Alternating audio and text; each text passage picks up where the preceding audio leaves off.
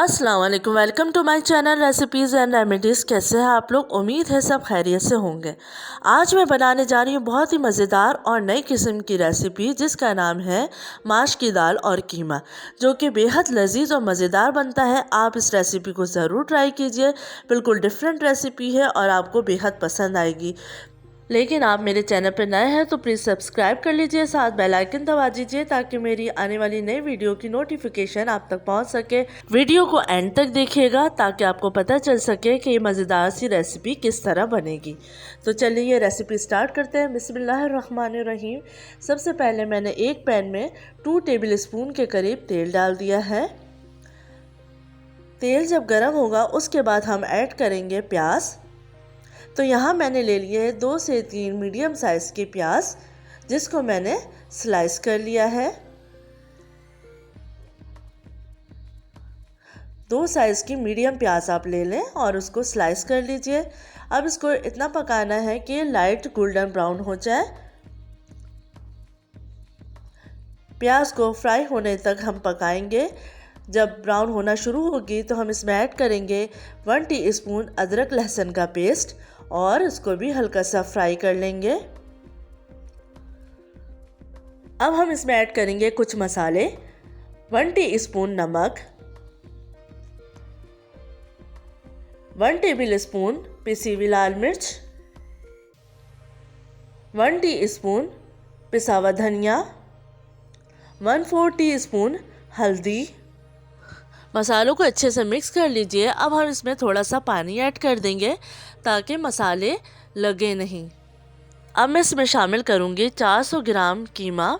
तो यहाँ पे मैंने बीफ का कीमा लिया है, लेकिन थोड़ा चिकनाई के साथ। कीमे को हम ऐड कर देंगे। अब हमें कीमे को अच्छे तरीके से भूनना है। कीमे को हम इतना भूनेंगे कि थोड़ा सा कीमा गल जाए। तो अच्छे से मिक्स कर लीजिए और कीमे को भून लीजिए। बहुत ही मज़ेदार ये रेसिपी बनती है, बिल्कुल डिफरेंट किस्म की है।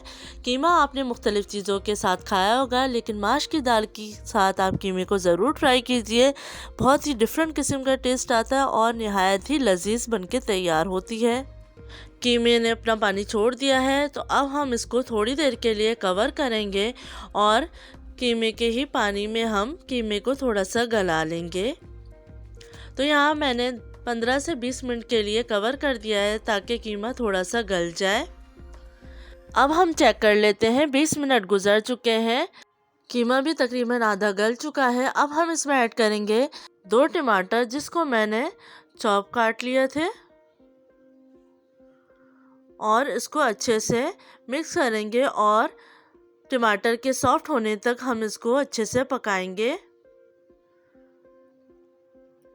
मैं स्पून की मदद से टमाटर को थोड़ा सा कुचल लूँगी ताकि टमाटर सॉफ्ट हो जाए। अब मैं इसमें ऐड करने जा रही हूँ 2 हरी मिर्चें, थोड़ी सी अदरक बारीक कटी हुई, ताकि हरी मिर्च और अदरक का अच्छा सा फ्लेवर कीमे के अंदर आ जाए। तो हम कीमे को अच्छे से पकाएंगे। इतना पकाएंगे कि टमाटर सॉफ्ट हो जाए। अब हम इसमें ऐड करेंगे 1/2 टीस्पून पिसा हुआ गरम मसाला और 1/2 टीस्पून भुना पिसा ज़ीरा, और इसको अच्छे से मिक्स कर लेंगे। अब मैं इसमें ऐड करूँगी माश की दाल, जो कि मैंने आधा कप ले ली थी और थोड़े से नमक के साथ इसको उबाल लिया था।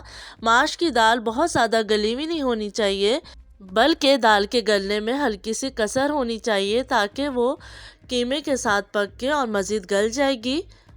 और दाल आपको इतनी लेनी है कि कीमे में आराम से नज़र आ सके।